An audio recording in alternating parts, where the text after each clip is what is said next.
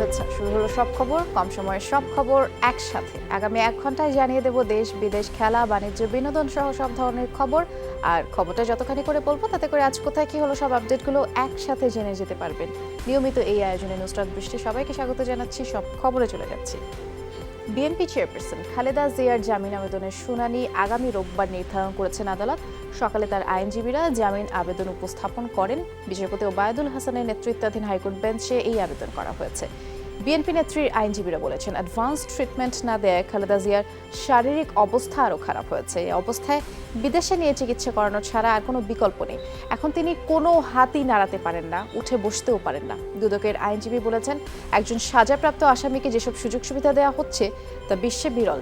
জামিন আবেদনের বিষয়ে আইনি অনুযায়ী ব্যবস্থা নেবে দুদক। জিয়া চ্যারিটেবল ট্রাস্ট দুর্নীতি মামলায় দণ্ডপ্রাপ্ত হয়ে গত 2 বছর ধরে জেল খাটছেন বিএনপি চেয়ারপারসন। এখন তার চিকিৎসা চলছে বঙ্গবন্ধু শেখ মুজিব মেডিকেল বিশ্ববিদ্যালয় হাসপাতালে। ওনার আত্মীয় স্বজনরা বলেছে যে, এবং আপিল বিভাগও বলেছে অ্যাডভান্স ট্রিটমেন্ট দরকার। অ্যাডভান্স ট্রিটমেন্ট হচ্ছে যে দেশের বাইরে ছাড়া এই ট্রিটমেন্ট আর সম্ভব না। আগে তো একটা হাত নাড়াতে পারতো না, এখন 2টা হাতই নাড়াতে পারে না, এখন উঠতেও পারে না, বসতেও পারে না, খেতেও পারে না। এবং ডায়াবেটিসের অবস্থা এমন একটা অবস্থার মধ্যে আছে 14-15 নিচে তার ডায়াবেটিস নামছে না। 12-12-2019 পর থেকে ওনার অবস্থা ডেটোরেট হচ্ছে। এই 12-12-2019 দেওয়ার মানে হলো আপিল বিভাগের রায়টা হলো 12 ডিসেম্বর 2019। যাই হোক, আমরা প্রত্যেকটা প্যারার জবাব দেওয়ার জন্য আইনগতভাবে প্রস্তুত। আগামী রোববার আদালত দিন ধার্য করেছে শুনানির জন্য। দুর্নীতি দমন কমিশনের পক্ষ থেকে আইনিভাবে এটা মোকাবিলা করা হবে। দেশ ও দল নিয়ে আওয়ামী লীগের অনেক কাজ আছে। বিএনপি চেয়ারপারসনের বিষয় নিয়ে বারবার কথা বলার সময় দলটির নেই, এমন মন্তব্য করেছেন আওয়ামী লীগ সাধারণ সম্পাদক ওবায়দুল কাদের। খালেদা জিয়ার মুক্তির বিষয়টি এখন পুরোপুরি আদালতের এখতিয়ার বলেও জানিয়েছেন তিনি। সকালে বঙ্গবন্ধু এভিনিউয়ে ঢাকা বিভাগের সাংগঠনিক জেলা আওয়ামী লীগের যৌথ সভায় এমন মন্তব্য করেছেন তিনি। বিএনপি চেয়ারপারসনের মুক্তি প্রসঙ্গে আরও বলেছেন, বিষয়টি আদালতের, বারবার জানতে চেয়ে বিব্রত না করার অনুরোধ করেন সাংবাদিকদের। সাংগঠনিক দুর্বলতার কারণে ঢাকা সিটি নির্বাচনের ভোটার উপস্থিতি কম ছিল বলেও মনে করেন আওয়ামী লীগ সাধারণ সম্পাদক। আমাদের অনেক কাজ রয়েছে, দেশের কাজ, দলের কাজ। একজন খালেদা জিয়াকে নিয়ে বারবার আমরা প্রশ্নের জবাব দেব, সে সময় আমাদের নেই। আদালত যেটা সিদ্ধান্ত নেবে এটা আওয়ামী লীগের হাতে নেই, শেখ হাসিনার হাতে নেই। কাজে এই প্রশ্নটা করে বারবার বিব্রত করবেন না, আমি এই প্রশ্নের জবাব দিতে চাই। তথ্যমন্ত্রী ডক্টর হাসান মাহমুদ বলেছেন, খালেদা জিয়ার মুক্তি নিয়ে বিএনপির মধ্যেই মতপার্থক্য আছে। কারাবাস ও অসুস্থতাকে পুঁজি করে রাজনীতি করতে চায় বিএনপি। সকালে জাতীয় প্রেস ক্লাবে এক অনুষ্ঠানে এমন মন্তব্য করেছেন তথ্যমন্ত্রী। বলেছেন, মির্জা ফখরুল ইসলাম আলমগীর আন্দোলন ও আদালতের মাধ্যমে মুক্তি চান, কিন্তু খালেদা জিয়ার পরিবার প্যারোল চায়। বাংলাদেশ এগিয়ে যাচ্ছে, কিন্তু বিএনপির রাজনীতি খালেদা জিয়ার অসুস্থতার মধ্যে আটকে আছে বলেও মন্তব্য করেন ডক্টর হাসান মাহমুদ। তারা আসলে বেগম খালেদা জিয়াকে বন্দি রেখেই এবং বেগম খালেদা জিয়ার অসুস্থতাকে পুঁজি করে তারা রাজনীতিটা করতে চায়। বেগম জিয়ার মঙ্গল খুব একটা তারা চায় না, তাদের এই কথাবার্তা সেটাই মনে হয়। জীববৈচিত্র্য অক্ষুণ্ণ রেখে উন্নয়ন কর্মকাণ্ড পরিচালনার নির্দেশ দিয়েছেন প্রধানমন্ত্রী শেখ হাসিনা। জানিয়েছেন, সমুদ্র তীর সংলগ্ন এলাকায় কোনো উঁচু দালাল নির্মাণ বরদাস্ত করবে না সরকার। সকালে প্রধানমন্ত্রীর কার্যালয়ে কক্সবাজারের 3টি উন্নয়ন প্রকল্প উপস্থাপনা বৈঠকে এই কথা জানিয়েছেন তিনি। প্রধানমন্ত্রী এ সময় ট্যুরিস্ট পার্কগুলোর নকশা পর্যবেক্ষণ করেন। আগামী 3 বছরের মধ্যে নাফ ট্যুরিজম পার্কের নির্মাণ কাজ শেষ করারও নির্দেশ দিয়েছেন শেখ হাসিনা। একই সাথে বিদেশি পর্যটকদের জন্য সুযোগ সুবিধা রাখার পাশাপাশি প্রাকৃতিক সৌন্দর্য বজায় রাখার তাগিদ দিয়েছেন প্রধানমন্ত্রী। সরকার ও ইসি গ্রহণযোগ্য নির্বাচন করতে পারলে ঢাকা 10 আসনের উপনির্বাচনে আওয়ামী লীগের পরাজয় নিশ্চিত, এমন মন্তব্য করেছেন উপনির্বাচনে বিএনপির প্রার্থী শেখ রবিউল আলম। দুপুরে নির্বাচন কমিশন কার্যালয়ে মনোনয়নপত্র জমা দিয়েছেন তিনি। পরে কথা বলেছেন গণমাধ্যমের সাথে। বলেছেন, দেশের নির্বাচন ব্যবস্থাপনা ভেঙে পড়েছে, এটি রাজনৈতিক সংকটের মূল কারণ। জনগণ দিন দিন নির্বাচন ব্যবস্থার উপর আস্থা হারিয়ে ফেলছে বলেও দাবি করেন রবিউল আলম। বলেছেন, গ্রহণযোগ্য নির্বাচন সরকার ও কমিশনের ইচ্ছার উপর নির্ভরশীল। তবে বৃহত্তর দল হিসেবে গণতান্ত্রিক ধারা বজায় রাখতে বিএনপি অংশ নিচ্ছে বলেও জানান শেখ রবিউল। রাজনৈতিক দলের অনাস্থা ছিল, এখন জনগণের অনাস্থা হয়েছে। এখন নির্বাচন কমিশন, সরকার, সরকারি দল এবং বাংলাদেশ জাতীয়তাবাদী দল সবারই দায়িত্ব পড়েছে একটা ক্রেডিবল নির্বাচন প্রতিষ্ঠিত করবার জন্য। কারণ এটি হচ্ছে জনগণের অধিকার, এটি হচ্ছে সাংবিধানিক বাংলাদেশের সবচেয়ে বড় সমস্যা এই মুহূর্তে। প্রধানমন্ত্রী শেখ হাসিনার ভিশনকে শিল্প বাণিজ্যের সাথে সংযুক্ত করে এগিয়ে নেওয়ার প্রতিশ্রুতি দিলেন ঢাকা 10 আসনে উপনির্বাচনে আওয়ামী লীগের প্রার্থী শফিউল ইসলাম মহিউদ্দিন। দুপুরে নির্বাচন কমিশন কার্যালয়ে মনোনয়নপত্র জমা দিয়ে কথা বলেছেন তিনি। বিনিয়োগ যেন বাড়ে সে চেষ্টা করা হবে জানিয়েছেন শফিউল ইসলাম মহিউদ্দিন। বলেছেন জনগণ প্রতিনিধি হিসেবে তাকে বেছে নেবেন বলেও আশাবাদ রয়েছে তার। পরে নির্বাচন কমিশনের আঞ্চলিক কর্মকর্তা শাহতাবউদ্দিন প্রার্থীদের আচরণবিধি মেনে চলার আহ্বান জানান। বলেন 117টি কেন্দ্রে ইভিএম এর মাধ্যমে ভোট হবে। জননেত্রী শেখ হাসিনা যে ভিশন দিয়েছেন জাতির কাছে 41 এবং 21-এর, সেই ভিশনকে শিল্প, ব্যবসা, বাণিজ্যের সাথে ইনলাইন করে সকলে মিলে এই দেশকে এগিয়ে নেওয়ার জন্য, জননেত্রী শেখ হাসিনার ভিশনকে এগিয়ে নেওয়ার জন্য তার একজন কর্মী হিসাবে আমি কাজ করব। ঢাকা থেকে চট্টগ্রাম ফিরে বিশাল শোডাউন করলেন আওয়ামী লীগের মেয়র প্রার্থী রেজাউল করিম চৌধুরী। দুপুরে রেল স্টেশন চত্বরে অগণিত নেতাকর্মীর অভিনন্দনে তিনি সিক্ত হন। জয়ী হলে পরিকল্পিত নগরী করার অঙ্গীকার করেন রেজাউল করিম। তবে প্রশ্ন উঠেছে বড় অনুষ্ঠানে মেয়র নাসির ও তার অনুসারী নেতাদের অনুপস্থিতি নিয়ে। সাধারণ একজন কর্মীকে যে মেয়র দিয়েছেন তাকে আমরা ধন্যবাদ জানাই। নৌকায় জয়যুক্ত হয়ে মেয়রশিপটা নিয়ে সবাইকে উন্নয়নের জোয়ারে ভাসাবেন। 8,000 কোটি টাকা দিয়েছেন শুধু জলবদ্ধতা দিয়েছেন। এই কাজ সম্পূর্ণ করার জন্য যেটা করা দরকার। এদিকে মনোনয়ন বঞ্চিত হওয়ার পরে নানামুখী সমালোচনার জবাব দিয়েছেন চট্টগ্রাম সিটি মেয়র আ.জ.ম নাসির উদ্দিন। বললেন মনোনয়ন না পেলেও তিনি হতাশ নন, মেনে নিয়েছেন প্রধানমন্ত্রীর সিদ্ধান্ত। তবে কর্মীরা মর্মাহত, অনিয়ম দুর্নীতির সাথে সম্পৃক্ত নন বলেও দাবি মেয়র নাসিরের। 36 দফা প্রতিশ্রুতির বেশিরভাগই পূরণ করা বাকি। দীর্ঘমেয়াদী অনেক পরিকল্পনা নিয়েছিলেন দ্বিতীয় মেয়াদে মনোনয়ন পাবেন ভেবে। চট্টগ্রাম সিটি কর্পোরেশন চালাতে গিয়ে কোনো ধরনের অনিয়ম দুর্নীতি আমাকে দূরতম স্পর্শ করেনি। একদম জোর গলায় বলতে পারি তাদের মনটা ভেঙে গেছে, কান্নাকাটি করছে। তাদেরকে আমি সান্ত্বনা দিয়ে সবাইকে আবার চাঙ্গা করে আমাদের নৌকাপতি প্রার্থী রেজাউল করিম চৌধুরীর নির্বাচনী কর্মকাণ্ডে সম্পৃক্ত করার জন্যই আমি এখন পরিকল্পনা নিয়েছি। চট্টগ্রাম সিটি নির্বাচনে দলীয় সমর্থন প্রত্যাশী ওয়ার্ড কাউন্সিলর প্রার্থীদের মাঝে মনোনয়ন ফর্ম বিতরণ শুরু করেছে বিএনপি। সকাল থেকে মহানগর বিএনপি কার্যালয় ভবনে ফর্ম বিক্রি শুরু হয়। প্রথম দিনেই মনোনয়ন ফর্ম কিনতে ভিড় জমান 41 ওয়ার্ডের নেতারা। উৎসবমুখর পরিবেশ তৈরি হয় তখন। নেতারা জানিয়েছেন বুধবার ও বৃহস্পতিবার কাউন্সিলর প্রার্থীদের মনোনয়ন ফর্ম বিক্রি হবে। শুক্রবার জমা নেওয়ার পরে যাচাই বাছাই করে শনিবার চূড়ান্ত মনোনয়নের জন্য সম্ভাব্য কাউন্সিলর প্রার্থীদের তালিকা ঢাকায় কেন্দ্রীয় কমিটির কাছে পাঠানো হবে। আর এরপরেই ঘোষিত হবে মনোনীত প্রার্থীর নাম। ফর্ম বিতরণের কাজ আজকে কালকে পর্যন্ত চলবে। শুক্রবারে ফর্ম জমা নেওয়া হবে। আমাদের মধ্যে অনেক উচ্ছ্বাস আছে, অনেক নেতাকর্মী বাইরেও অপেক্ষা করছে। আমরা প্রতিনিয়ত ফর্ম বিতরণ করব ইনশাল্লাহ। সিঙ্গাপুরে করোনা ভাইরাসে আক্রান্ত 5 বাংলাদেশের মধ্যে একজনের অবস্থা আশঙ্কাজনক বলে জানিয়েছেন পররাষ্ট্রমন্ত্রী এ কে আব্দুল মোমেন। আগে থেকেই কিডনি ও শ্বাসকষ্টে ভুগছিলেন ওই ব্যক্তি। সকালে ওআইসির সংস্কার সংক্রান্ত দ্বিতীয় মন্ত্রিসভা সম্মেলনের উদ্বোধন শেষে সাংবাদিকদের প্রশ্নের জবাবে এ তথ্য দিয়ে বলেছেন, সিঙ্গাপুরে অবস্থানরত প্রত্যেক বাংলাদেশিকে সব ধরনের সহায়তা দিচ্ছে দেশটির সরকার। চীনে থাকা বাংলাদেশি শিক্ষার্থীদেরও ফিরিয়ে আনার চেষ্টা চলছে, তবে এখনো অনুমতি মেলেনি।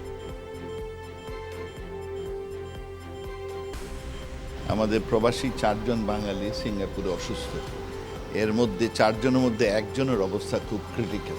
আমরা আমাদের সাধ্যমতো চেষ্টা করছি ওনাকে সাহায্য করার জন্যে। তবে গতকাল থেকে আপনার মেডিসিন রেসপন্স করছে না। বাংলাদেশের ব্রয়লার মুরগি সহ কোনো পশু পাখির মধ্যে করোনা ভাইরাস পাওয়া যায়নি, তবে অসুস্থ পশু পাখি খাওয়া থেকে বিরত থাকার পরামর্শ দিয়েছেন IEDCR এর পরিচালক ডক্টর মির্জাদি সেব্রিনা ফ্লোরা।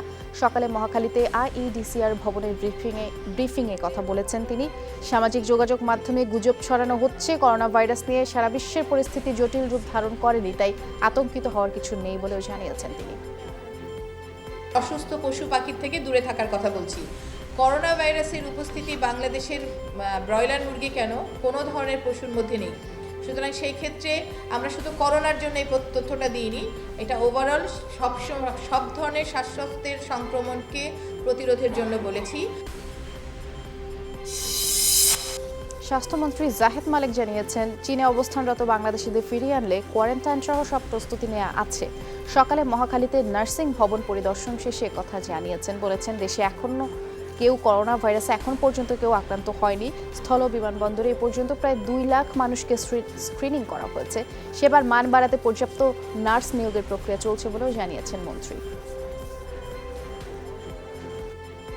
সেবার জন্য প্রস্তুত আছে। করোনা ভাইরাসে আক্রান্ত যদি কোনো রোগী থাকে তাদেরকে সেবা দেওয়ার জন্য প্রস্তুত আছে। তাদেরকে যদি কখনো সরকার আনার চিন্তা ভাবনা করে নিজ উদ্যোগে, তাদেরকে আমরা আগেই বলেছি কোয়ারেন্টাইনে আমরা রাখব এবং তাদের যা যা মেডিকেল সেবা দেওয়া সেটা আমরা দেব।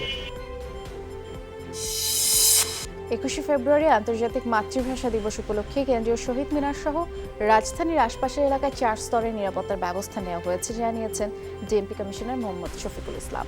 সকালে কেন্দ্রীয় শহীদ মিনারে আন্তর্জাতিক মাতৃভাষা দিবস উপলক্ষে রাজধানী নিরাপত্তা বিষয়ে সংবাদ সম্মেলনে একথা জানিয়েছেন তিনি। শহীদ মিনারে প্রবেশে আর্চওয়ারের মাধ্যমে সবাইকে তল্লাশি করা হবে, আর প্রবেশের সময় কোনো ধরনের ব্যাগ বহন না করার অনুরোধ জানিয়েছেন ডিএমপি কমিশনার। আমাদের 3 পালায় 24 ঘন্টার জন্য এখানে আমাদের ফোর্স অফিসার মোতায়েন থাকবে। পাশাপাশি সোয়াট, dog squad, bomb disposal unit এরা প্রস্তুত থাকবে যে কোনো পরিস্থিতি মোকাবেলার জন্য। এটার পাশাপাশি সাদা পোশাকে আমাদের ডিবির টিম এবং স্পেশাল ব্রাঞ্চের অফিসাররা এখানে মোতায়েন থাকবে। সাবেক প্রধান বিচারপতি এসকে সিনহার বিরুদ্ধে মিথ্যা তথ্য দিয়ে মামলা করার অভিযোগে সাবেক যোগাযোগ মন্ত্রী নাজমুল হুদার বিরুদ্ধে মামলা করেছে দুদক। চার্জশিট দাখিলের পরে গ্রেফতার হতে পারে নাজমুল হুদা। বিকেলে দুদক সচিব সাংবাদিকদের এসব জানিয়েছেন। এর আগে দুপুরে দুদক পরিচালক সৈয়দ ইকবাল তার বিরুদ্ধে মামলা করেন। এসকে সিনহা প্রধান বিচারপতি থাকাকালে ঘুষ দাবি করেছিলেন, এমন অভিযোগে মামলা করেছিলেন নাজমুল হুদা।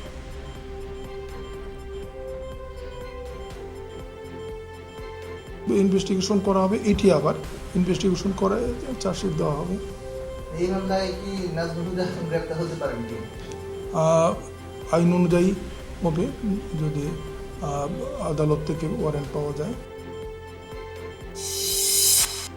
একনেক সভায় প্রায় 3,000 কোটি টাকা অনুমোদন হওয়ার আনন্দ শোভাযাত্রা করেছে রাজশাহী সিটি কর্পোরেশন। সকালে নগর ভবনের সামনে থেকে সেটি বেরিয়ে প্রধান সড়ক প্রদক্ষিণ করে। এতে মহানগর আওয়ামী লীগের নেতাকর্মী, বিভিন্ন ওয়ার্ডের কাউন্সিলর এবং কর্পোরেশনের কর্মচারীরা অংশ নেয়।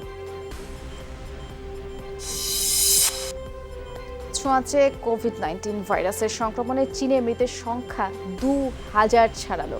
গেল 24 ঘন্টায় নতুন করে 138 জনের মৃত্যু হয়েছে, আক্রান্ত 75,000-এরও বেশি। চীনের বাইরে 29টি দেশে আক্রান্ত 450-র বেশি মানুষ। এদিকে শেষ হলো জাপানের প্রমোত্তরে ডায়মন্ড প্রিন্সেসের 2 সপ্তাহের কোয়ারেন্টাইন বা পর্যবেক্ষণ। আজ মুক্তি পেলেন 500 আরোহী।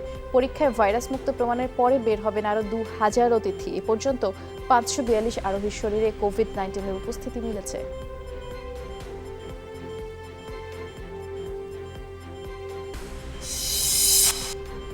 ভারতের আসামে বিতর্কিত নাগরিকত্ব তালিকা থেকে 19 লাখ বাসিন্দা বাদ পড়লেও 80 লাখের নাম এখনও রয়েছে। অন্তর্ভুক্ত করা হয়েছে জঙ্গি সম্পৃক্ততার অভিযোগে গ্রেফতার হওয়া অনেককে, এমন দাবি করেছে বেসরকারি সাহায্য সংস্থা আসাম পাবলিক ওয়ার্কস। মঙ্গলবার সুপ্রিম কোর্টে সংস্থাটি জমা দেওয়া নতুন হলফনামা এসব তথ্য উঠে এসেছে। চূড়ান্ত তালিকা পুনরায় যাচাই বাছাই সর্বোচ্চ আদালতের আবেদন করে সংস্থাটি। 2019 সালে 21শে আগস্ট চূড়ান্ত এনআরসি তালিকা প্রকাশ করে আসাম। আগামী সোমবার ভারত আসছেন মার্কিন প্রেসিডেন্ট ডোনাল্ড ট্রাম্প। দুদিনের সফর সঙ্গী first lady Melania Ahmedabad, Delhi আর গুজরাটে যাবার কথা রয়েছে, তাই বিপুল অর্থ খরচ করে সাজানো হচ্ছে শহরগুলো। ট্রাম্পের সফরকে দ্বিপক্ষীয় সম্পর্ক জোরদার আর বাণিজ্যিক দ্বন্দ্ব নিরসনে কাজে লাগাতে চায় ভারত। তবে চুক্তি হবে কিনা তা নিয়ে সংশয় আছে বিশ্লেষকদের।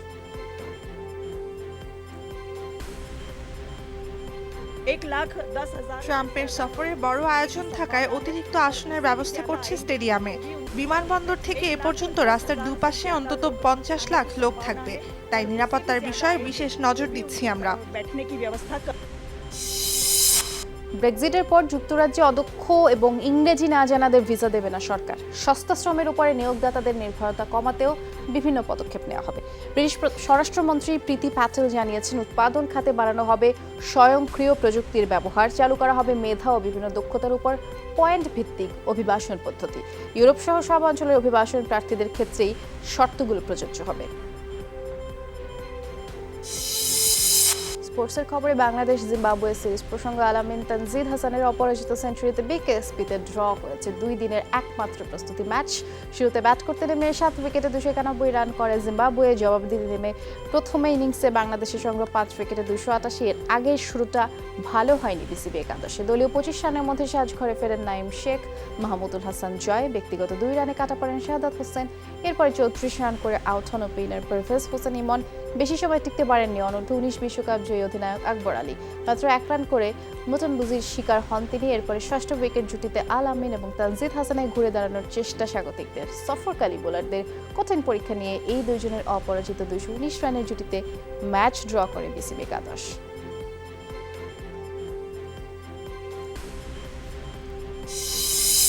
বিশ্বকাপের আগে দ্বিতীয় ও শেষ প্রস্তুতি ম্যাচে বৃহস্পতিবার পাকিস্তানের মুখোমুখি হবে বাংলাদেশ নারী দল।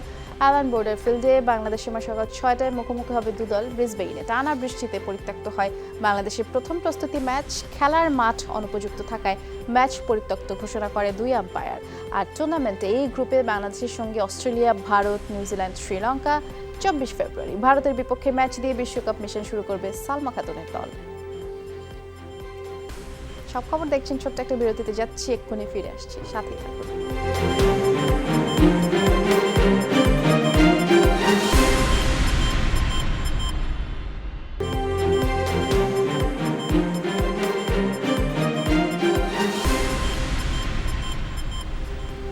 স্বাগত আরও একবার, আপনারা সব খবর দেখছেন। প্রধানমন্ত্রী শেখ হাসিনার সাথে সৌজন্য সাক্ষাৎ করেছেন ঢাকা সফররত নেপালের পররাষ্ট্রমন্ত্রী প্রদীপ কুমার গ্যাওয়ালি। সকালে প্রধানমন্ত্রীর কার্যালয়ে তিনি সৌজন্য সাক্ষাৎ করেন। বৈঠকে 2 দেশের সম্ভাবনার বিভিন্ন দিক নিয়ে আলোচনা করা হয়। নেপাল থেকে জলবিদ্যুৎ আমদানি সহ বাণিজ্য সম্প্রসারণের বিষয়গুলো নিয়ে বেশ কয়েক বছর ধরেই আলোচনা করছেন দুদেশের নীতি নির্ধারকরা। বৈঠকে ঢাকায় নেপাল দূতাবাসের কর্মকর্তা সহ প্রধানমন্ত্রীর কার্যালয়ের ঊর্ধ্বতন কর্মকর্তারাও উপস্থিত ছিলেন। পূর্বাঞ্চল সেন্ট্রাল বিজনেস ডিস্ট্রিক্টে 114 একর জমির উপর নির্মিতব্য বঙ্গবন্ধু ট্রাই টাওয়ার নির্মাণ কাজের অগ্রগতি পরিদর্শন করেছেন গণপূর্ত প্রতিমন্ত্রী শরীফ আহমেদ। এ সময় রাজুকের চেয়ারম্যান সাইয়েদ নূর আলম উপস্থিত ছিলেন। প্রতিমন্ত্রী বলেছেন, আইকনিক টাওয়ারে প্রতিফলিত হচ্ছে 52 ভাষা আন্দোলন এবং 71-এর মহান মুক্তিযুদ্ধ আর প্রধানমন্ত্রী শেখ হাসিনার লিগাসি। আইকনিক এই টাওয়ারের স্থপতি হিসেবে কাজ করছে বিখ্যাত হেরিম আর্কিটেক্ট। কাজিমা কর্পোরেশন যারা এই অনুষ্ঠানটি আয়োজন করেছেন তাদেরকে আমি ধন্যবাদ জানাই, কৃতজ্ঞতা জানাই এবং এই প্রজেক্টের উত্তরোত্তর মঙ্গল কামনা করে। এটি যেহেতু আমাদের পূর্বাঞ্চলের একটি বিশাল অন্যতম বৈশিষ্ট্যপূর্ণ একটি অংশ, এটিও আমরা আমাদের দেখানোর একটা অংশ ছিল, সেই হিসেবে আমরা এখানে এসেছি। ডাকঘর সঞ্চয় স্কিমের সুদহার কমানোর সিদ্ধান্ত পুনর্মূল্যায়ন করার চিন্তা আছে বলে জানিয়েছেন অর্থমন্ত্রী আহমদ মুস্তফা কামাল। বিকেলে সচিবালয়ে ব্রিফিংয়ে তথ্য জানিয়েছেন তিনি। এই সময় অর্থমন্ত্রী আরও বলেছেন, রমজান সামনে রেখে 25,000 মেট্রিক টন চিনি ও 30,000 মেট্রিক টন তেল কেনা হবে। তিনি জানিয়েছেন, প্রতি কেজি চিনি কেনা হবে 61 টাকা 25 পয়সা, 91 টাকা 95 পয়সায় প্রতি লিটার তেল কেনা হবে। ডাকঘরের সুদের হার কমানো হয়েছে, এটা আমি দেখব। এটা কারণ হলো আমাদের তো সঞ্চয়পত্রে আমাদের একটা বলা আছে, যদি কোনো আমাদের যদি ইন্টারেস্ট রেট যদি কোনো আমরা কমাতে হয়, ইন্টারেস্ট রেট কমাতে হলে আমাদেরকে কম ইন্টারেস্টেই আবার ফান্ড সরবরাহ করতে হবে ব্যাঙ্কগুলোর কাছে, নাহলে ব্যাঙ্কগুলো তাদের কাস্টমারকে কীভাবে লোন দিবে। গাজীপুরে গোয়েন্দা পুলিশ হেফাজতে ইয়াসমিন বেগম নামে এক গৃহবধূকে পিটিয়ে হত্যার অভিযোগ উঠেছে। স্বজনদের দাবি, মাদক মামলার আসামি স্বামীকে না পেয়ে তাকে ধরে নিয়ে যায় পুলিশ। তবে অভিযোগ অস্বীকার করেছেন গোয়েন্দা পুলিশের কর্মকর্তারা। দাবি করা হচ্ছে, গ্রেফতারের পরপরই অসুস্থ হয়ে পড়েন একাধিক মামলার আসামি ইয়াসমিন। হাসপাতালে চিকিৎসাধীন অবস্থায় তার মৃত্যু হয়। শহীদ তাজউদ্দিন আহমদ মেডিকেল কলেজ হাসপাতালের আবাসিক চিকিৎসকের দাবি, মরদেহে বাহ্যিক আঘাতের কোনো চিহ্ন নেই। ইয়াসমিন বেগম এবং তার স্বামী আব্দুল হাইয়ের বিরুদ্ধে গাজীপুরের বিভিন্ন থানায় একাধিক মাদক মামলা রয়েছে বলে দাবি পুলিশের। অন্য লোক ধরতে যায় না পায় আমার বোনের ধরে আইনা মাইরা লাগছে। এই যে আমি করে পাই কি তোমার বোনের নামে মামলা আছে, তোমার মনে এই করে আমার বোন কোনো কিছু করে না। কর্তব্যরত ডাক্তার তাকে উন্নত চিকিৎসার জন্য ঢাকা মেডিকেল কলেজে রেফার করে। আমরা ঢাকা মেডিকেল কলেজে নিয়ে যাওয়ার জন্য প্রস্তুতি নিচ্ছিলাম। ইতিমধ্যেই ডাক্তার তাকে মৃত ঘোষণা করে। ইসিজি করার পরে ওনার হৃদরোগ ধরা পড়ে, আমরা যাতে হার্ট অ্যাটাক বলি, এমআই বলি, হ্যাঁ হার্ট অ্যাটাক। চিকিৎসা দেওয়ার পরে ওনাকে রেফার করা হয় ঢাকা মেডিকেল কলেজে, হৃদরোগ হাসপাতালে, ঢাকা হৃদরোগ হাসপাতালে। তো এখানে চিকিৎসাধীন অবস্থাতেই 11:20 উনি মারা যান।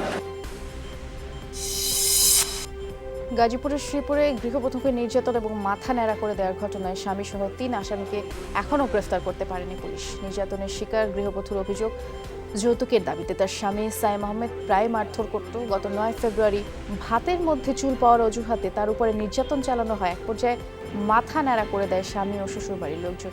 2 দিন পর সন্তান সহ পালিয়ে বাবার বাড়ি চলে যান ওই নারী। পরে স্বামী, শ্বশুর, শাশুড়ি সহ 4 জনের বিরুদ্ধে শ্রীপুর থানায় মামলা করা হয়। আমি চাকরি করে সব টাকা পয়সা সব পাই না দেওয়ার লাই সব নেগা, তাও সন্তুষ্ট না, তাও মায়ের দূর অত্যাচার হলে। আরেকদিন সকালবেলা আমি ডিউটি হয়ে নাস্তা রান্না ভাত দিতেছি, পরে আমার গায়েরা মায়ের দূর হয়ে বডি দেওয়া চুল কাটটা, পরে মা ফুতে মিললে চুল ফালাই দিছে। বাদ্যর তালে নেচে গিয়ে রোগ সারানোর চেষ্টা চলছে গাজীপুরে। চিকিৎসা দিচ্ছেন কথিত 3 কবিরাজ, সহযোগী 4 শিশুকন্যা। জানা গেছে, কথিত 3 কবিরাজের বাড়ি লালমনিরহাট এবং কুড়িগ্রামে। গেল 3 মাস ধরে এভাবেই গাজীপুরের বিভিন্ন এলাকায় চিকিৎসার নামে অপচিকিৎসা চালাচ্ছে তারা। বোকা বানাচ্ছে সহজ সরল মানুষদের, হাতিয়ে নিচ্ছে বিপুল পরিমাণ টাকা। এটা একটা হাওয়া জাতীয় রোগ, এই হাওয়া জাতিকে মনে করেন বিষহারা গায়ে ঝাড়তে হয়। এর কি জন্য আসছো বলতে পারবো না। বিজ্ঞান কখনো কোনো কল্পনীয় বস্তু, বিজ্ঞান কখনো অবাস্তব কোনো কিছু গ্রহণ করে না। স্বাস্থ্য বিভাগের কেউ হলে সেখান থেকে লাইসেন্স নিয়ে করতে হবে। ইউনানি হলে ইউনানি সরকারের স্বীকৃত, হোমিওপ্যাথিক সরকারের স্বীকৃত। বিষয়টা যেহেতু আমি আপনার মাধ্যমে এখন জানতে পেরেছি, আমি বিষয়টা অনুসন্ধান করে দেখব এবং যদি এর সত্যতা পাওয়া যায় আমরা তাৎক্ষণিকভাবে আইনগত ব্যবস্থা নেব। এদিকে দর্শক, যমুনা টিভিতে সংবাদ প্রচারের পরে গাজীপুরে কথিত 3 কবিরাজকে আটক করা হয়েছে। বিকেলে কাশিমপুরে এনায়েতপুর গ্রামে বাবুল মিয়ার বাড়িতে অভিযান চালায় পুলিশ। আটক করা হয় 3 কথিত কবিরাজ, মমিনুল, সাজু এবং শাহজাহানকে। মূলত সকাল থেকে যমুনা টিভিতে যে নিচে গিয়ে রোগ সারছে এরকম একটা নিউজ দৃষ্টিগোচর হলে আমাদের ঊর্ধ্বতন কর্মকর্তার নির্দেশ ক্রমে আমি অভিযানে এসেছি। মানিকগঞ্জে নিজ গ্রামের বাড়িতে সংবর্ধনায় সিক্ত হলেন লন্ডনের রামসগেট শহরের মেয়র রুশনারা রহমান। দুপুরে ঢাকা থেকে হেলিকপ্টার যোগে সিঙ্গারের ইলতা কাশিমপুর গ্রামে পৌঁছান তিনি। এ সময় গ্রামবাসী তাকে ফুল দিয়ে বরণ করে নেন। পরে সংবর্ধনাও দেওয়া হয়। রুশনারা গত বছরের 14 মে লন্ডনের রামসগেট শহরের মেয়র নির্বাচন হন, আর সেখানকার দক্ষিণ এশীয় বংশোদ্ভূত প্রথম মেয়র তিনি। মেয়র হওয়ার পরে প্রথমবারের মতো গ্রামের বাড়িতে আসলেন রুশনারা। মাত্র 13 বছর বয়সে বাবা মায়ের সাথে যুক্তরাজ্যে পাড়ি জমান তিনি।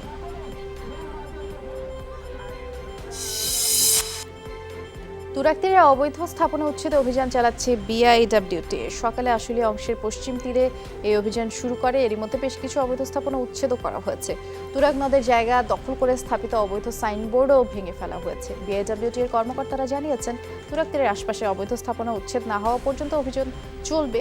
দখলমুক্ত এলাকা যাতে পুনরায় দখল না করে সেজন্য তদারকি করা হবে। সীমানার মধ্যে অভ্যন্তরে যে সমস্ত জায়গায় ভরাট আছে বা যে সমস্ত জায়গায় হালকা কিছু স্থাপনা রয়েছে, সেই সমস্ত জায়গাগুলো আমরা এখন অভিযান পরিচালনা করছি।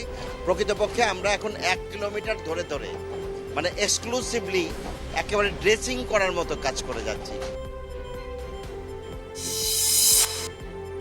কুষ্টিয়ায় জিকে সেচ ক্যানেলের জায়গায় গড়ে ওঠা অবৈধ স্থাপনা উচ্ছেদ করেছে প্রশাসন। দুপুর 1টা থেকে চলা 2 ঘন্টার অভিযানে অন্তত 20টি পাকা স্থাপনা গুড়িয়ে দেওয়া হয়। ভেড়ামারা উপজেলা নির্বাহী কর্মকর্তা সোহেল মারুফ এবং পানি উন্নয়ন বোর্ডের নির্বাহী প্রকৌশলী পীযূষ কৃষ্ণকুণ্ডুর নেতৃত্বে এই অভিযানটি চালানো হয়।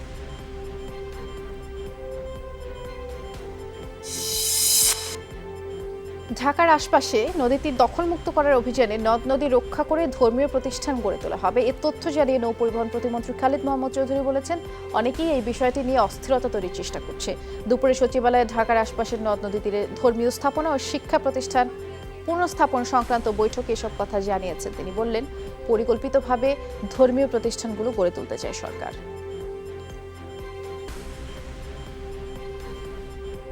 আমরা এই ধর্মীয় প্রতিষ্ঠানগুলোকে এখানে উচ্ছেদ করতে চাই না, আমরা এটাকে একটা সমন্বয় সাধন করতে চাই। এই নদীগুলো আমাদের দূষণমুক্ত এবং পরিবেশ বান্ধব করার অর্থটাই হচ্ছে সেখানে আমাদের এই ধর্মীয় প্রতিষ্ঠানগুলো একটা গুরুত্বপূর্ণ একটা আবহাওয়া তৈরি করতে পারে।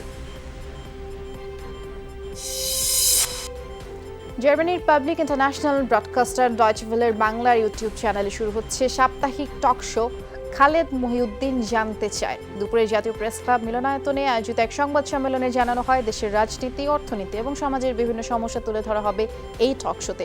আগামী 28 ফেব্রুয়ারি রাত 9টায় ডয়েচে ভেলে বাংলার ইউটিউব চ্যানেলে যাত্রা শুরু হচ্ছে এই টক শো এবং ডয়েচে ভেলের বাংলা বিভাগের প্রধান খালেদ মহিউদ্দিন জার্মানির বন থেকে এই শো পরিচালনা করবেন। ফেব্রুয়ারি থেকে শুরু হচ্ছে। প্রতি শুক্রবার আমরা ইউটিউবে আমাদের চ্যানেলে এটা লাইভ করব। এটা একটা লাইভ টক শো হবে, যেখানে ঢাকা থেকে আমরা দুজন গেস্টের সাথে সংযুক্ত হব। আর একদিন পরেই 21শে ফেব্রুয়ারি আন্তর্জাতিক মাতৃভাষা দিবস। সব মিলিয়ে দারুণ জমজমাট অমর একুশে গ্রন্থমেলা। প্রতিদিনই নতুন নতুন বই আসছে, সবাই কিনছেন। মেলায় আছেন আমাদের সহকর্মী সাইফুদ্দিন রবিন। আমরা সরাসরি রবিনের কাছে যেতে চাই। রবিন, নিশ্চয়ই শুনতে পাচ্ছেন, দেখতে পাচ্ছি আপনাকে। মেলার আজকের অবস্থা একটু বিস্তারিত জানাবেন, বিশেষ করে নতুন বই এবং পাঠক সমাগম কেমন দেখছেন?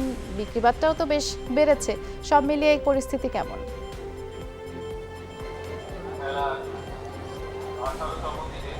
বৃষ্টি বেশ বেড়েছে এবং এখন আর আসলে বলার অবকাশ নেই যে মেলা জমে উঠবে। এখন বলতে হচ্ছে যে মেলা জমে উঠেছে এবং মেলার প্রায় অর্ধেকেরও বেশি দিন আসলে অতিবাহিত এবং এই সময়টাতে যদি বলতে চাই বিক্রি বাট্টা নিয়েও সন্তুষ্টি রয়েছে প্রকাশকদের এবং দিন যত যাচ্ছে আসলে প্রকাশের সংখ্যা বাড়ছে। প্রতিদিনের যে গড় প্রকাশনা সেটি কিন্তু বাড়ছে এবং পাঠকরা যেমন নতুন বই খুঁজছেন, নতুন লেখকদেরকে উৎসাহ দেওয়ার বা প্রণোদনা দেওয়ার যে ব্যাপারগুলি স্পষ্ট হচ্ছে দিন যত যাচ্ছে এবং অন্যদিকে কিন্তু পুরনো বইয়ের কাটতিও কিন্তু বেশ ভালো। অর্থাৎ বিগত দিনগুলোতে যারা প্রথিতযশা লেখক, খ্যাতনামা লেখক ছিলেন, জনপ্রিয় লেখক ছিলেন, তাদের পরিচিত বইগুলো কিন্তু আবার নতুন করে প্রকাশ হওয়া এবং সেই বইগুলো পাঠকরা হাতের কাছে পেয়ে আবার সেগুলোই কিনছেন। অর্থাৎ নতুন বইয়ের সঙ্গে সঙ্গে কিন্তু পুরনো বই কেনার প্রতিও এক ধরনের প্রবণতা আমরা লক্ষ্য করছি এবারে বইমেলা। এবং যেহেতু বারবার উল্লেখ করতে হয়, যেহেতু এবার মেলার বিস্তৃতি বেড়েছে বা পরিসরটুকু বেড়েছে, সে কারণে কিন্তু পাঠক, দর্শনার্থী যারা, তারা বেশ স্বাচ্ছন্দ্যে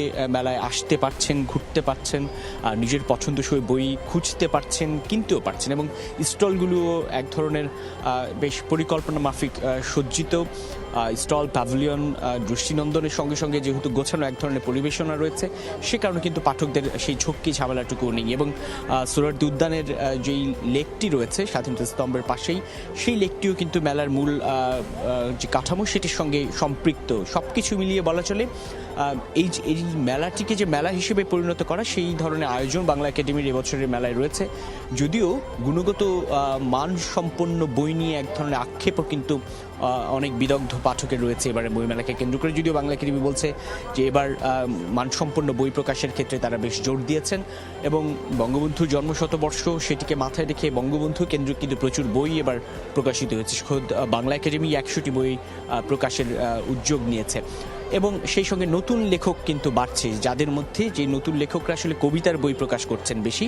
এবং ফাল্গুন গেল, ভালোবাসা দিবস গেল, সেটার প্রভাব কিন্তু এই ফাগুনের সন্ধ্যায়ও রয়েছে। অনেকের মধ্যে সেই সাজটুকু আমরা লক্ষ্য করছি এবং সামনে 21 ফেব্রুয়ারি সেটিকে মাথায় রেখে দর্শক, দর্শনার্থী, পাঠক তাদের উপস্থিতি আরও বাড়বে এবং বিক্রি বাট্টাও বাড়বে। সেই সঙ্গে নতুন যে বই প্রকাশের যে হার সেটিও বাড়বে বলে আশা করা যাচ্ছে। অর্থাৎ মেলার শেষ দিন পর্যন্ত কিন্তু বই প্রকাশ চলবে এবং এর আগ পর্যন্ত যতগুলো বই প্রকাশিত হয়েছে সেসব বইয়ের লেখকরাও কিন্তু ভিড় করছেন মেলায়, যেন পাঠক নিজের পছন্দের বই পছন্দ করে কিনে নিয়ে সেই লেখকের অটোগ্রাফটুকু স্বীকার করে নিতে পারে, সেই ধরনের আয়োজনও কিন্তু রয়েছে। আমরা লক্ষ্য করছি এই বই মেলাকে কেন্দ্র করে এবং বাংলা একাডেমি বা যারা পাঠক প্রকাশক তারাও কিন্তু বেশ স্বতঃস্ফূর্তভাবে পাঠকদের সুবিধা তৈরি করার জন্য বা পাঠকরা যেন স্বাচ্ছন্দ্যে বই কিনতে পারে সেই উদ্যোগটুকু তারাও নিচ্ছেন। বৃষ্টি, আপনার মাধ্যমে আমরা গ্রন্থমেলা থেকে ঘুরে আসলাম। অনেক ধন্যবাদ রবিন যোগ দেবার জন্য। চিপসের প্যাকেটে খেলনা নিষিদ্ধের বিষয়ে প্রতিবেদন দেয়নি বিএসটিআই। আগামী রোববার প্রতিবেদন দাখিলের নির্দেশ দিয়েছেন আদালত। সকালে বিচারপতি এম ইনায়েতুর রহিম ও মোহাম্মদ মুস্তাফিজুর রহমানের সমন্বয়ে গঠিত হাইকোর্টের দ্বৈত বেঞ্চ প্রতিবেদন দাখিলের জন্য নতুন তারিখ ধার্য করেন এবং গত বছরের 17 নভেম্বর চিপসের প্যাকেটে শিশুদের খেলনা না ঢোকাতে সংশ্লিষ্ট কোম্পানিগুলোকে কেন নির্দেশ দেওয়া হবে না তা জানতে চেয়ে রুল জারি করেন হাইকোর্ট। বিএসটিআই সহ সংশ্লিষ্টদের প্রতিবেদন জমা দেওয়ার নির্দেশও দেওয়া হয় সে সময় এবং রিটটি করেছিলেন সুপ্রিম কোর্টের আইনজীবী মোহাম্মদ মনিরুজ্জামান। ইসরায়েলের প্রধানমন্ত্রী বেনিয়ামিন নেতানিয়াহুর বিরুদ্ধে দুর্নীতি মামলার বিচার শুরু হবে 17 মার্চ। মঙ্গলবার এই তথ্য জানিয়েছেন দেশটির সর্বোচ্চ আদালত। ঘুষ, জালিয়াতি এবং অঙ্গীকার ভঙ্গের দায়ে 3টি মামলায় অভিযোগ গঠন করা হয়। এতে বলা হয়, রাজনৈতিক সুবিধা দেওয়ার বিনিময়ে মোটা অঙ্কের ঘুষ দেন তিনি। দোষী প্রমাণিত হলে সর্বোচ্চ 10 বছরের কারাদণ্ড। ঢাকা কলেজে বার্ষিক ক্রীড়া প্রতিযোগিতা অনুষ্ঠিত হয়েছে। সকালে প্রতিযোগিতার উদ্বোধন করেন যুব ক্রীড়া প্রতিমন্ত্রী জাহিদ হাসান রাসেল। বেশ কয়েকটি ইভেন্টে অংশ নেন শিক্ষার্থীরা। পুরো বিজয়ী শিক্ষার্থীদের হাতে তুলে দেওয়া হয় বই সহ আকর্ষণীয় নানা পুরস্কার এবং ঢাকা কলেজের অধ্যক্ষ অধ্যাপক নেহাল আহমেদ সহ প্রতিষ্ঠানের সব পর্যায়ের শিক্ষক, শিক্ষার্থী, কর্মকর্তা, কর্মচারীরাও এ সময় উপস্থিত ছিলেন। হলি আর্টিজান হামলার ঘটনা নিয়ে কোনো প্রকার চলচ্চিত্র, প্রামাণ্যচিত্র বা নাটক নির্মাণ না করতে ভারতীয় চলচ্চিত্রকার মহেশ ভাট এবং বাংলাদেশের নির্মাতা মোস্তফা সরোয়ার ফারুকীকে লিগ্যাল নোটিশ পাঠিয়েছে ল ফার্ম লিগ্যাল কাউন্সিল। গণমাধ্যমে বিজ্ঞপ্তি প্রকাশের মাধ্যমে এই নোটিশ দেওয়া হয়েছে এবং হলি আর্টিজান ট্র্যাজেডি নিয়ে নির্মাতা মোস্তফা সরোয়ার ফারুকী চলচ্চিত্র শনিবার বিকেল ইতিমধ্যে সেন্সর বোর্ডে আটকে গেছে। অধিনায়ক হিসেবে জিম্বাবুয়ের বিপক্ষে ওয়ানডে সিরিজে মাশরাফি বিন মুর্তজার শেষ টুর্নামেন্ট। 1 থেকে 1.5 মাসের মধ্যেই নতুন অধিনায়ক চূড়ান্ত করা হবে নিশ্চিত করেছেন বিসিবি সভাপতি নাজমুল হাসান পাপন। অবসর না নিলে এরপর অন্য ক্রিকেটারদের মতোই পারফর্ম করে দলের সুযোগ পেতে হবে মাশরাফিকে। এদিকে নিষেধাজ্ঞা কাটিয়ে 30 অক্টোবর সাকিব আল হাসান ফিরলেও টি-20 বিশ্বকাপে তাকে পাওয়া যাবে কিনা নিশ্চিত নয় বিসিবি।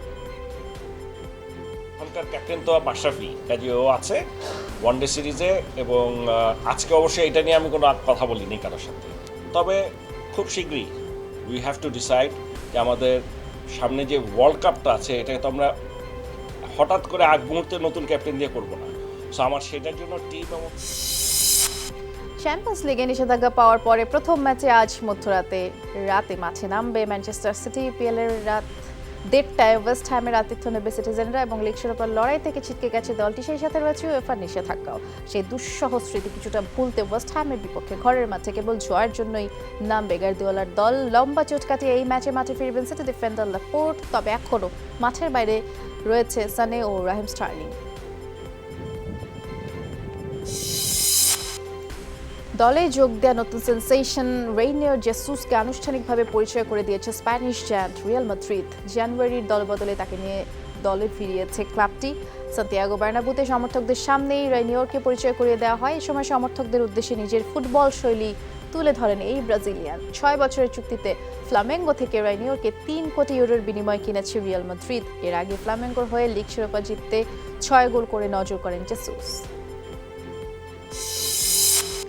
দুবাই এক্সপো 2020-তে হয়ে গেল মানুষের উড়ে বেড়ানোর প্রদর্শনী। স্পোর্টস প্রতিষ্ঠান এক্স দুবাই এই আয়োজন করেছে যাতে জেটম্যান স্টান্ট করেন ভিনচেরেফে। ইঞ্জিন চালিত পাখার মাধ্যমে মাটি থেকে প্রায় 6000 ফুট উপরে ওঠেন তিনি। গতিবেগ ছিল ঘন্টায় 400 কিলোমিটার। বাণিজ্যিকভাবে প্রকল্পটি বাজারে আনতে চাইছে সংযুক্ত আরব আমিরাত। আগামীকাল থেকে শুরু জার্মানির জনপ্রিয় মেন্স কার্নিভাল। মূল আকর্ষণ ব্রেক্সিটের পরে যুক্তরাজ্যের প্রধানমন্ত্রী বরিস জনসনের জয়ী সূচক এবং ক্রুদ্ধ রানীর বিশালাকার মূর্তি। এছাড়াও রয়েছে সিরিয়ার নিয়ন্ত্রণ ঘিরে প্রেসিডেন্ট ভ্লাদিমির পুতিন এবং এরদোগানের কৌতুকপূর্ণ দেহাবয়ব। এবার রোমান সম্রাট নেরোর সাজিয়ে বানানো হয়েছে ডোনাল্ড ট্রাম্পের মূর্তি। দেশটির মেইন্স, কোলোন ও ডুসেলডর্ফ শহর রাজনৈতিক ব্যঙ্গাত্মক প্যারেডের জন্যই বিখ্যাত। 26 ফেব্রুয়ারি পর্যন্ত এই কার্নিভাল চলবে। সব খবর দেখছেন আপনারা। ছোট্ট আরো একটা বিরতিতে যাচ্ছি, এক্ষুনি ফিরে আসছি, সাথেই থাকুন।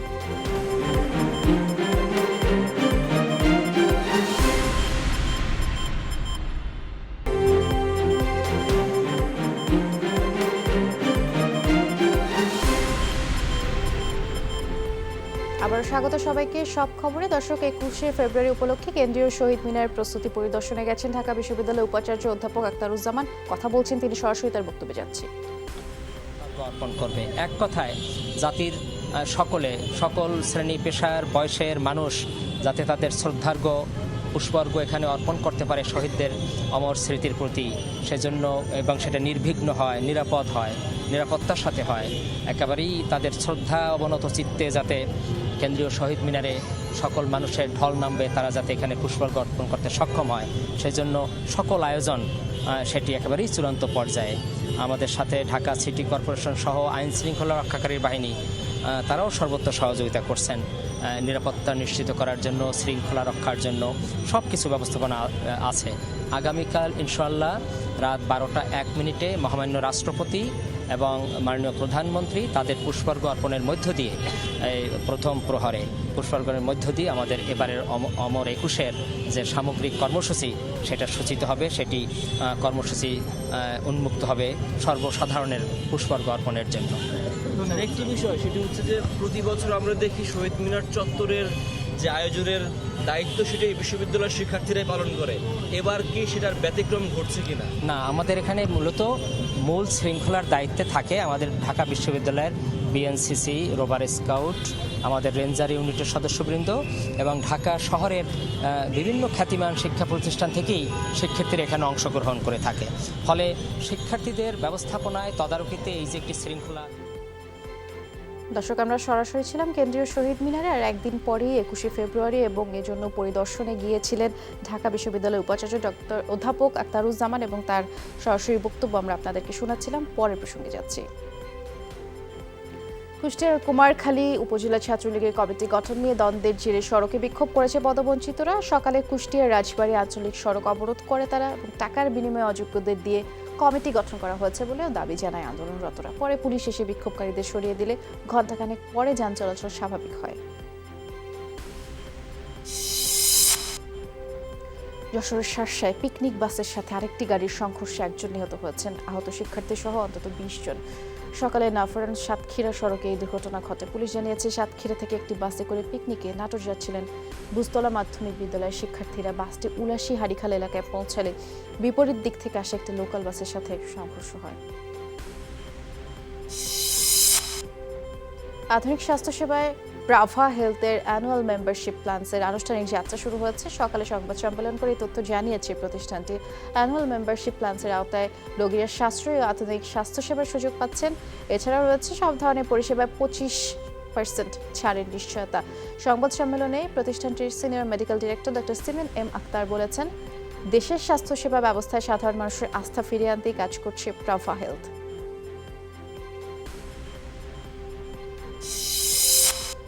রাঙামাটিতে 3 দিন ব্যাপী শুরু হচ্ছে বইমেলা। সকালে জেলা প্রশাসক কার্যালয়ের সামনে এই মেলার উদ্বোধন করেন সদস্য সচিব জাকির হোসেন আকন্দ। পাঠক ও দর্শনার্থীদের পদচারণায় মুখরিত হয়ে উঠবে মেলা প্রাঙ্গণ, এমনটাই প্রত্যাশা আয়োজকদের। মেলার বিভিন্ন প্রকাশনের 17টি স্টল অংশগ্রহণ করেছে এবং অনুষ্ঠানে জেলা প্রশাসক সহ সরকারি বিভিন্ন দফতরের কর্মকর্তারা উপস্থিত ছিলেন। সুনামগঞ্জের জাদুকাটার কোল জুড়ে এখন রক্তরাঙা সৌন্দর্য, ঋতুরাজের রাশি রাশি মুগ্ধতা, সাথে দৃষ্টিনন্দন মেঘালয়ের পাহাড় যা মুগ্ধতা ছড়াচ্ছে। প্রকৃতির সান্নিধ্য নিতে শিমুল বাগানে ভিড় জমাচ্ছেন দর্শনার্থীরা। ঝরা ফুলের বিছানায় নিমেষেই ভুলে যেতে হয় নগর জীবনের অপ্রাপ্তি আর পথের যত ক্লান্তি।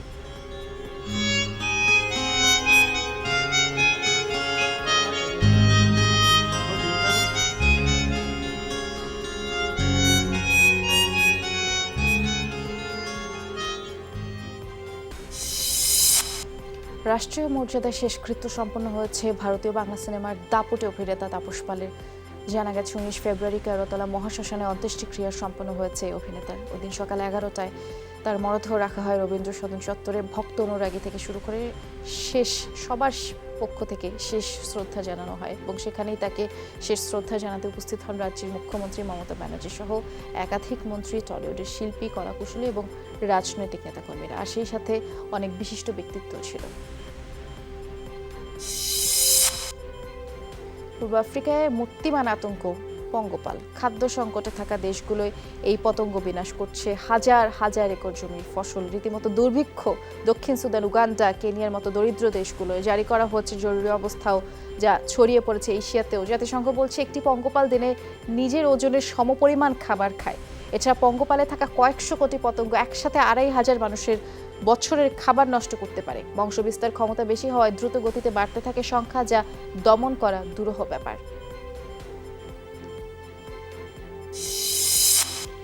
ঘূর্ণিঝড় ডেনিসের পরে যুক্তরাজ্যে দেখা দিয়েছে বন্যা। গুরুত্বপূর্ণ সড়ক পানিতে তলিয়ে যাওয়ায় যোগাযোগ ব্যবস্থা বন্ধ। রেকর্ড বৃষ্টিপাতে বেড়েছে সাউথ ওয়েলস নদীর পানি। উদ্ধার কাজ চলছে, দুর্গতদের ত্রাণ বিতরণ চলছে। পাশাপাশি যুক্তরাষ্ট্রের নানা শহরেও বন্যা দেখা দিয়েছে।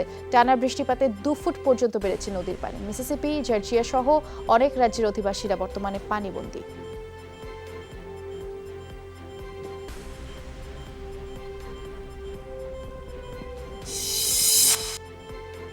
গ্যাস লাইনের চারপাশে মিলল ইনকা পূর্ববর্তী সভ্যতার সন্ধান। পেরুর রাজধানী লিমার 10,000 কিলোমিটার এলাকা জুড়ে মাটির নিচে রয়েছে গোপন রাজ্যটি।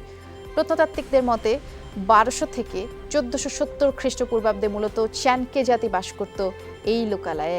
এখন পর্যন্ত 300 পুরাকীর্তি উদ্ধার করা হয়েছে। কলম্বিয়া ভিত্তিক ক্যালিদা প্রতিষ্ঠানটি গেল 2 বছর প্রকল্পটিতে খরচ করেছে $20 লাখ।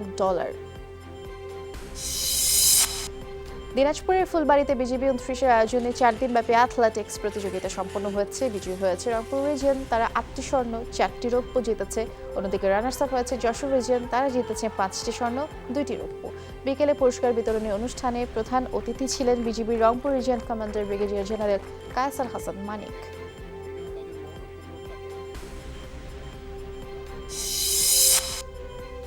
না ফেরার দেশে চলে গেলেন দক্ষিণী সিনেমার বর্ষিয়ান অভিনেত্রী কিশোরী বল্লাল। 18 ফেব্রুয়ারি বেঙ্গালুরুর একটি হাসপাতালে তিনি মৃত্যুবরণ করেন। মৃত্যুকালে তার বয়স হয়েছিল 81 বছর।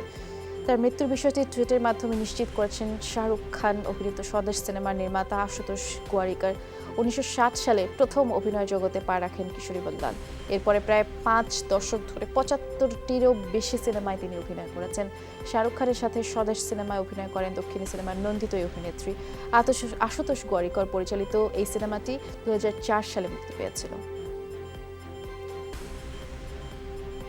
সব খবরের আয়োজন ছিল আজ এ পর্যন্তই। যে কোনো সংবাদ সবার আগে জানতে চোখ রাখুন যমুনা টেলিভিশনে।